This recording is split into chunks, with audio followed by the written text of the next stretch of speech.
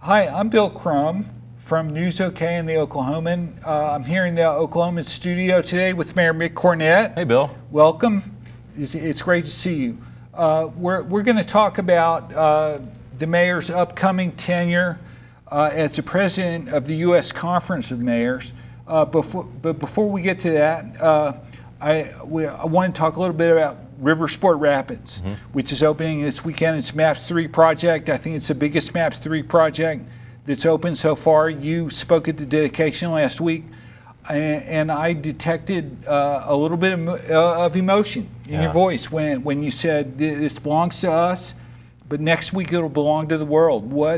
Tell us a little bit about the project, what you think about it. Well, I think the emotion comes from the river itself. You know, the city was founded on the river. You know, the river has come in and out of our city's history so many times before. And the idea of building dams and impounding water in the river, you know, was done by people, you know, a half generation ahead of us who had that vision of putting water in the river.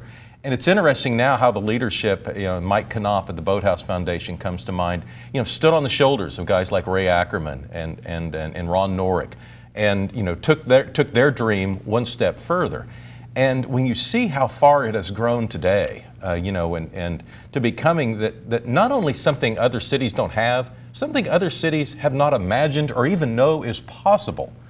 I'm anxious, you know, for other mayors as they, you know, visit Oklahoma City over the next, you know, few months and years, just to kind of look at the expression on their face when they see what our leadership has developed. And I think the other part of the emotion was probably because so much of the efforts out there were funded by Aubrey McClendon, and we lost Aubrey, you know, a month or two ago.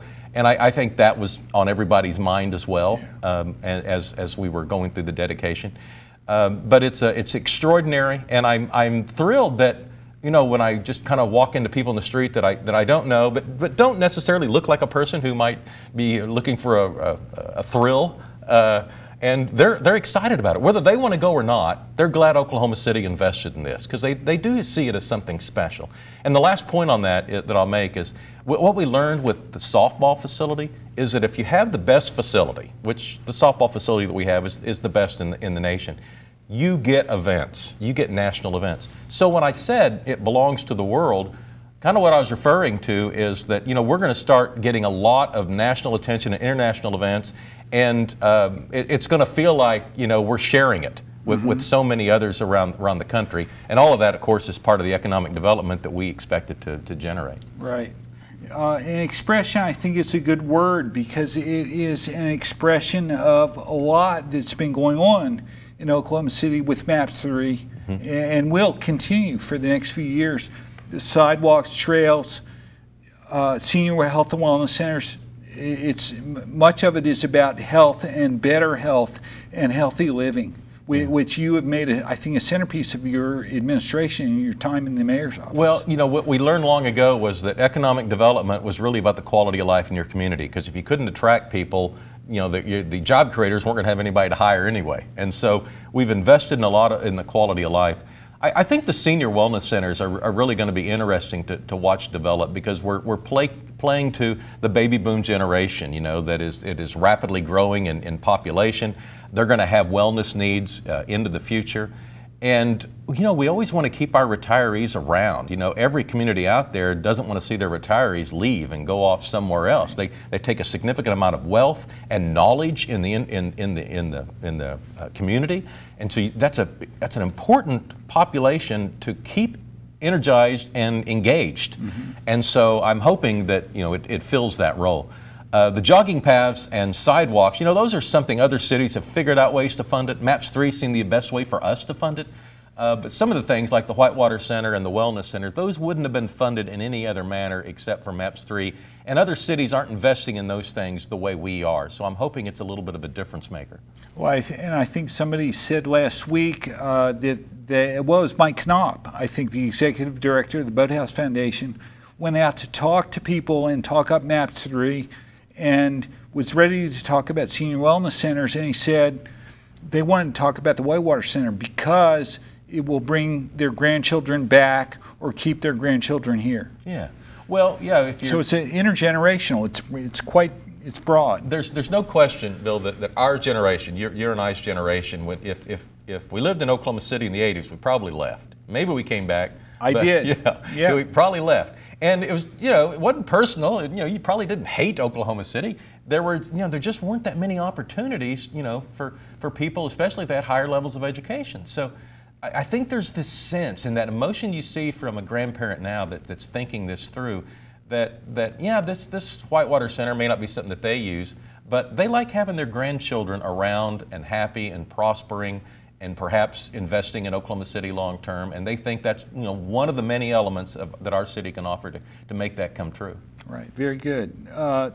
Jumping ahead to the U.S. Conference of Mayors, you are Oklahoma City's longest serving mayor as of a couple of months ago, and you will be the first Oklahoma City mayor to serve as the president of the U.S. Conference of Mayors. Taking that position in June in Indianapolis. Let's start out with what does the U.S. Conference of Mayors do, and what does the mayor, who is the first among equals, I guess, in that organization, do to promote America's cities and the needs of the citizens who live in those cities? Well, it started during the Depression in the early 1930s. Mayor LaGuardia in New York City could see the lines, the soup lines forming around America's cities.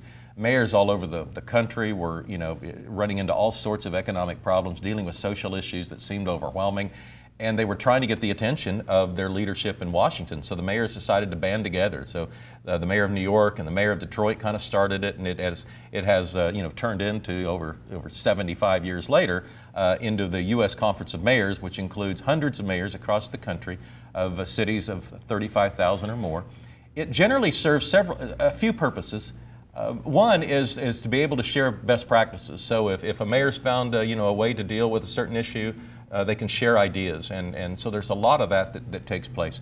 But the other important function is working with Congress and the White House on enabling legislation or grant monies or other ways that the two levels of government can work together. When you're at the city level, you're completely reliant on the enabling legislation of your state and the federal government. Well, mayors across the country all have different states, and so those issues have to be taken care of in a different manner. But at the federal level, there's a lot of opportunity to interact with the White House and different levels of the cabinet and obviously the House and the Senate. And so the U.S. Conference of Mayors and its president are kind of the lead lobbying effort on behalf of urban issues. Okay. And so the actual day-to-day functions of that part of the equation can vary. Sometimes it's based on if there's an important senator and he's from state X, well, we might try to find a mayor from state X to try and help us get an audience with that mayor so we can talk about it. Or it might go by party lines. Although generally speaking, at the U.S. Conference of Mayors, we're pretty nonpartisan. We try to be.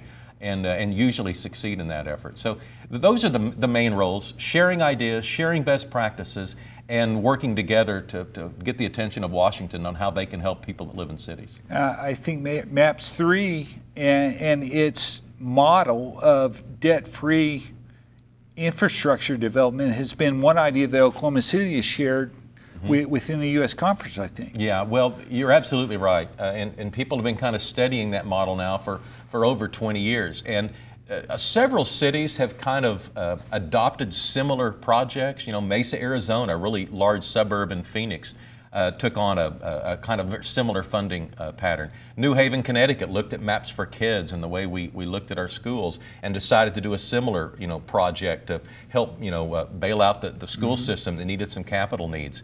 And in general, when you look at Bricktown, I think a lot of people in Oklahoma City at this stage are starting to take it for granted, but there's hardly a city in the country that doesn't have an old abandoned warehouse district. And it's a blight and it's a problem. And when they come here and see that we've kind of taken it into our own version of Disneyland and turned it into an economic catalyst, it's an eye-opener for them. And then they say, well, how did you pay for this? Because they don't know how to, you would fund some effort like that. And we talk about, we built a canal and we built a ballpark, and those were kind of catalytic elements of investment. And then the private sector kind of took hold from there, and it's flourishing. It's still a lot of up and down in Bricktown. There's a lot of people that a lot of people are able to make a living, and a lot of people don't. I mean, it's a tough environment down there, but so far so good. But those are just kind of some of the things that people look to Oklahoma City and the last 25 years and say, some of those are ideas that are worth implementing in other places. Well, I think you said last week at the dedication of RIVERSPORTS Rapids, we'd like the Renaissance to continue. Yeah, well, and every city has its day, and I always point out, I mean, it's not always going to be like this. This is, there's a little sense of vitality in Oklahoma City right now, even though we're kind of emotionally tied to the oil and gas industry, and times may not be good in that particular industry, but it seems like with the construction industry and all the momentum that's continuing, we seem to be working past that. And I just keep telling people, you got to make things happen when you can, because as I say, every city has its day, and this is ours, and we need to hit that accelerator and go do as much as we can for as long as we can. There'll be times when other cities are having their time, and we're kind of struggling, and that'll happen again in the future, no doubt. The U.S. Conference of Mayors president is a leader on urban issues, and generally I think has an agenda of sorts, a focus for their year in office. What's your thinking at this point about how you build on what your 2 or 3 or 4 predecessors have done, and how do you bring the issues that are important to the organization now forward? I think a couple of specific issues that other mayors have looked to me for guidance and leadership are our infrastructure investments, because of the way we funded all the MAPS projects. And we've kind of taken care of our infrastructure needs, whether you're talking about water or you're talking about streets and those types of issues. And the other area is health and wellness, and I speak nationally on my belief on how cities and mayors can kind of get involved in the health of their citizenry.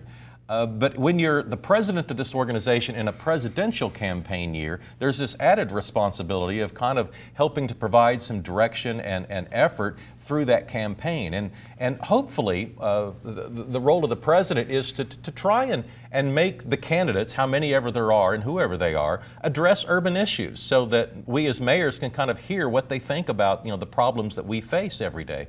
And generally, there's kind of a line of partisanship involved there, because generally a party elects a nominee, and then the members of that party kind of gather around that candidate, and it happens in the Republican and Democratic Party on a general basis.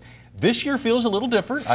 I'm not sure that there's as much consensus building in either party right now, and I think there's significant questions about whether or not the Democratic Party and the Republican Party are all going to rally around their candidate. So it feels different. And here we are, just a month before that June meeting. And I think to a certain extent we're kind of waiting for things to unfold. We're kind of waiting for those conventions to happen this summer and kind of see what direction America's headed. There's talk of parties splitting apart, and so all of that would be new to not only the United States but the United States Conference of Mayors. So we're going to kind of watching that closely, but it's not typical. Is there a tradition of the candidates coming to speak to the summer meeting of the U.S. Conference? There is. Both Barack Obama has come, Hillary Clinton has come. President Bush invited mayors to the White House on a frequent basis, and so it kind of varies with the president. Sometimes it seems you look at what was that president's background. In other words, did they come to the conference out of the Senate or the House, or do they come from the governor's office? And that may reflect on their view on how they deal with cities. They may be used to going to governors instead of mayors. And so, that's another part of our learning process to try and figure out how we can break through those barriers if they're not typically used to hearing from mayors on a national level. And this year, at least for the conference where you'll be elevated to president, I guess there's still a possibility, at least on one side or the other, the presidential nominee may not have even been selected yet. Yeah. And those conventions follow in July. Yeah, that's right. It appears that that there might be some sort of conversation still taking place at the conventions. I don't know, but when those conventions end, it would appear that there would be one candidate emerging, and then you see it as, are there any serious independent candidates that are going to enter the conversation? But our goal with the conference would be to lay our issues in front of these candidates and get them to address them. And the more national attention we can draw to the conversation is probably going to help mayors and their continuing lobbying efforts going forward. Let me hit an urban issue that is coming up here just a little bit. The Mayor's, and put in a plug, the Mayor's Development Roundtable is on May 13th. One of the guests that will be in that day is the Mayor of Louisville, Kentucky. There'll be lightning rounds with developers here in town to talk about development projects, and also I think she's the head of business development for Google Fiber. It's the driverless cars. Driverless cars, yeah, right. And Google Fiber is what's in the mix and is being talked about right now. Thank you. Yeah, sure. So, the Mayor's Development Roundtable is an opportunity for us together and try to bring our development community along with, with bankers and city planners, and just have a roundtable discussion on things that we see around the country that we'd like to see Oklahoma City engage in. And some of the most interesting aspects of that conference are getting the developers and the bankers all to talk outside the conference, during the off times, because those conversations sometimes can generate into something very exciting. Driverless cars are something that we keep hearing about. I don't know what the timeline is. They tell us they're inevitable, and is it 3 years or 5 years or 10 years or 20 years? I'm not pretending to know, but I do think it's time to start the conversation on how cities are going to be affected by that. Are we going to own these driverless cars, or are there going to be a ride-sharing opportunity? Is it going to be a mix of that? Are we going to go through a period where there's half driverless cars and half driver cars, and how is that all going to work? Right. And what are the insurance? What are the public safety issues that are going to emerge? You're talking about over 100 years of history with the automobile, and a lot of cities have been designed around the automobile, including ours. And you're saying you're going to significantly change that relationship between the driver and the vehicle. I think we need to start talking about this as soon as possible. And if it's a technology that's coming, I'd rather see Oklahoma City involved sooner than later. And so if you're interested in that, May 13th, Cox Convention Center, all morning into the afternoon for the Mayor's Development Roundtable. The city manager introduced the budget for 2016-17. It ends a period of a number of years of increasing size in the number of employees that the city of Oklahoma City has. It's, for the first time in several years, not a record budget, but only by 0.8 of 1% under what it was last year. Particularly with regard to public safety, the city manager is proposing freezing rather than cutting positions in the police and fire departments. And the positions that will be frozen are vacant. Your thoughts right now about how the budget is shaping up? The city manager put in a hiring freeze last fall when we could tell that there was something of a shortfall. But I don't want people to confuse the city's issues with the state's issues. The state's issues are much larger, much more significant. You mentioned less than a 1% change in this year's budget from last year's budget. So that's basically flat. I mean, if you're within a percentage point on a number that on the general fund is over $400 million, it's basically a flat budget. And it could change if the economy continues to improve here over the next few months. There could be budget amendments that actually change those numbers, and it could actually be an increase. You mentioned the public safety aspect. That hiring freeze allowed us to not have to lay off any city employees to date. And it meant that we didn't fill positions as they became vacant. So if someone retired and the police officer or a firefighter, their position was not immediately filled. Now, as we go through the budget year, I suspect that we will have some level of hiring in some of those departments, perhaps not police and fire, but in other departments as opportunities come forward. But one other decision we made, we had a fire station that we were about to open and build and open, and we decided, why don't we just put that off a year? Well, that allows us to, we don't have to hire the firefighters to man that station. Right. That's 21 positions. And we're just putting it off 1 year. So it's a significant impact on our budget, and we'll have the same level of fire protection, that we do today. And so we didn't think that was I thought that was a good way to, kind of a measured approach to dealing with what could be a significant issue. Our local economy here is pretty diverse. And I sometimes I think, you know, we're more emotionally attached in the oil and gas industry than we really are physically attached. I see numbers that say only 3% of our workforce is employed in the oil and gas industry. Right. Now, obviously, it's a significant more than 3% of our economy because those are higher paying jobs and there's other, you know, ancillary factors. But nonetheless, I think that shows that, you know, we've grown the biomedical sector, we've grown in aviation, we certainly have a tourism industry that we didn't have 20 years ago. And so you see other, you know, amenities being offered in other parts of the economy flourishing. And certainly the construction business is doing really well. You see all the construction cranes around town. Generally in the past, when oil and gas prices dropped, construction pretty much stopped too. And it didn't stop this time. It's still going on. And so people, I think, are seeing a certain amount of energy in the city that they wouldn't have imagined otherwise. We're going to be affected from the state budget, though. You know, if there's fewer jobs for teachers, a lot of those teachers are employed in Oklahoma City, so there'll be fewer jobs for teachers. A lot of state government employees live in Oklahoma City. And so we may have fewer state government jobs going forward. And a lot of our citizens receive benefits from the state on social programs, and so they're going to have less money in their pockets. So we're going to be affected, you know, in those ways. But I think people see the state's budget and they somehow think that the city's budget is in that same catastrophic sector, and we're not. I mean, compared to their issues, you know, we're doing quite well. As you mentioned, a kind of a flat budget going forward, but nothing near the over $1 billion shortfall that the state is incurring. And by the same token, the city of Oklahoma City's budget doesn't have anything to do with the Oklahoma City School District. Mm-hmm.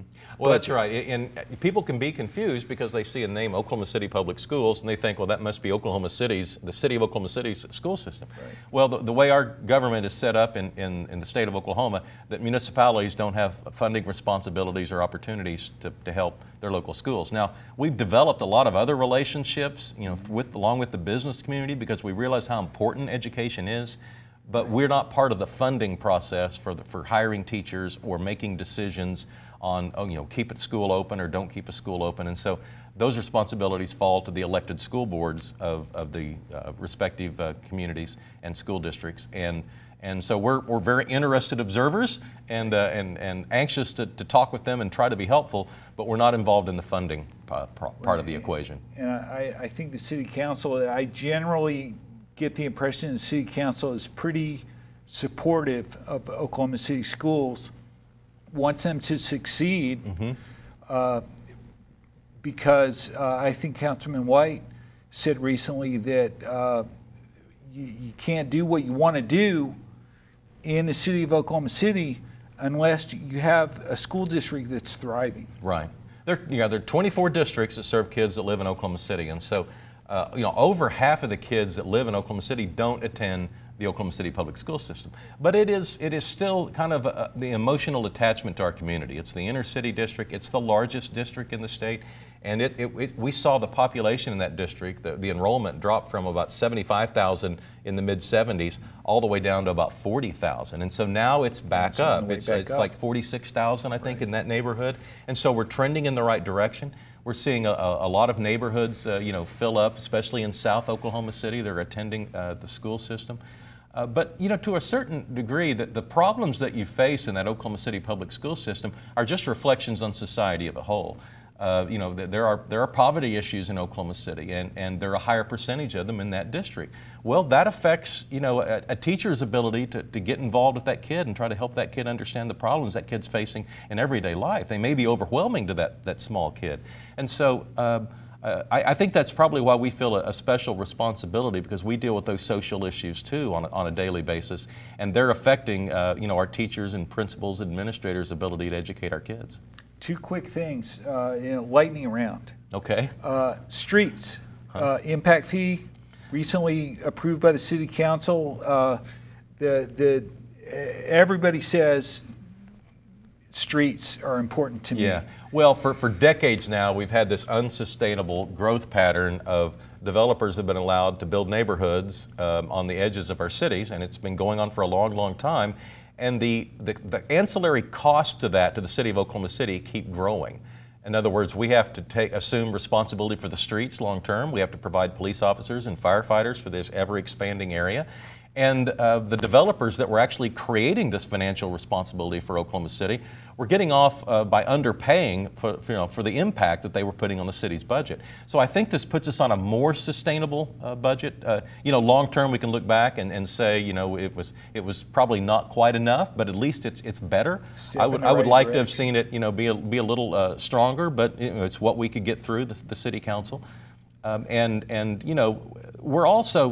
The impact fees encourage development in the core of the city. And that's important because, it's a lot more productive and efficient for a city to have density. And so, providing water, police and fire, we can provide those in a much more efficient manner if we have density. And so we're not trying to stop development on the perimeter of the city, but we'd like to encourage it and have infill so that we're not always growing on the edges, because that's a model that's just not sustainable long term. Right, and the fees encourage that the fee structure encourages that by imposing lower fees in what they call infill areas and in the urban core, and higher rate out on the fringes. If you go out to farmland and build a new housing subdivision and build a shopping center next to it, those fees would be higher than if someone did something similar in the inner city or even in the developed ring. Right, where the streets, the street lights, the sewer and water pipe, they're all there already. Yeah, they're already there. Whereas they schools might not be are already out there. built. Everything, all the infrastructure's in place. Parks are there. Last question, an update on the American Indian Cultural Center, if you've got anything new.